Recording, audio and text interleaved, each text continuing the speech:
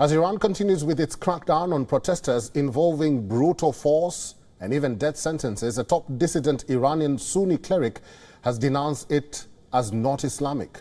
The regime's alleged use of forced confessions to convict detained protesters.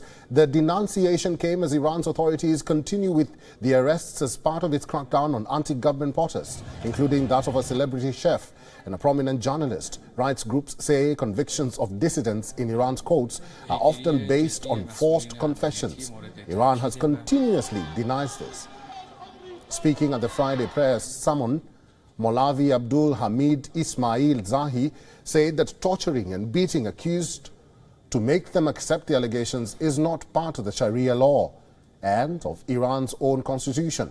Ismail Zahi is based in Zahedan, capital of the impoverished Sistan Baluchistan province, where the anti-government marches are held on Fridays. Authorities have reportedly pressured him by banning him from traveling abroad and restricting his travels and contacts within Iran.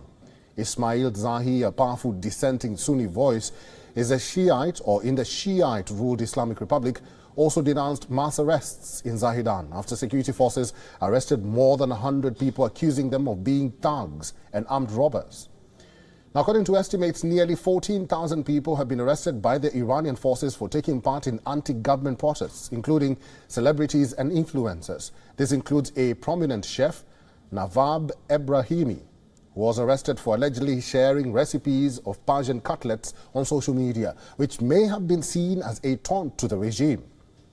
On third death anniversary of Iran's top general Qasem Soleimani, pictures have now emerged of protesters setting images of General Soleimani ablaze at a busy square. There have been reports of such protests from other places as well. General Soleimani was one of Iran's most popular public figures, lionized by Iranian authorities. He spearheaded Iran's Middle East operations and was seen as a hero of the Iran-Iraq war in 1980s. Mehdi Baik, who heads the political desk of a moderate newspaper, was reportedly arrested after he interviewed relatives of arrested protesters. Iran is yet to provide a reason for arresting these people.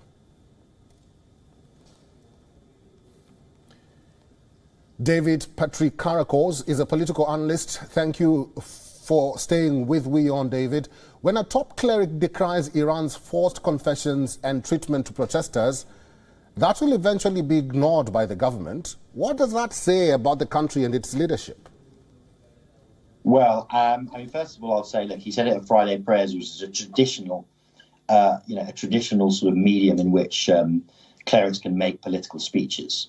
I would point out that he's Sunni in Iran, which is an overwhelmingly Shia country. So I think we have to throw that into the mix. There will be a sectarian element to this, especially in terms of the way that the regime views it. Nonetheless, a religious going out and saying that it's all very well to say these are, morally abhorrent, they violate human rights, but to say that it goes against Sharia law is quite a thing. And it just goes to the point that I was making earlier, which is, the regime has lost all legitimacy now. I was listening to your report there, sir, and it's like we have a celebrity chef, we have a prominent journalist, the poor boy being executed as a karate champion. These are people from all across society now. This is not one class, this is not one area, it's not just Tehran, it's not just Shiraz, it's across the country, all people from all walks of life. And the regime, the Iranian regime, don't forget, is a revolutionary regime. If you look at during the Arab Spring, they never made the mistakes of some of the other leaders. They never sent tanks into the street during the 2009 uprising. They are very smart. They always try to avoid what they, accuse the Shah of doing, killing people en masse in the street and so on and so forth. They're doing that now. Now, you throw that into the mix that there might be a succession crisis if Khamenei, the supreme leader, dies. He's very old now, and the regime is not in a good state, and it is lashing out. And the more it lashes out, the more the people will suffer, but I think the more it will weaken itself. I've been talking to David Patrikarakos, who is a political analyst, an author and journalist. Thank you very much for making time for us today, David. For inviting me. WION is now available in your country. Download the app now and get all the news on the move.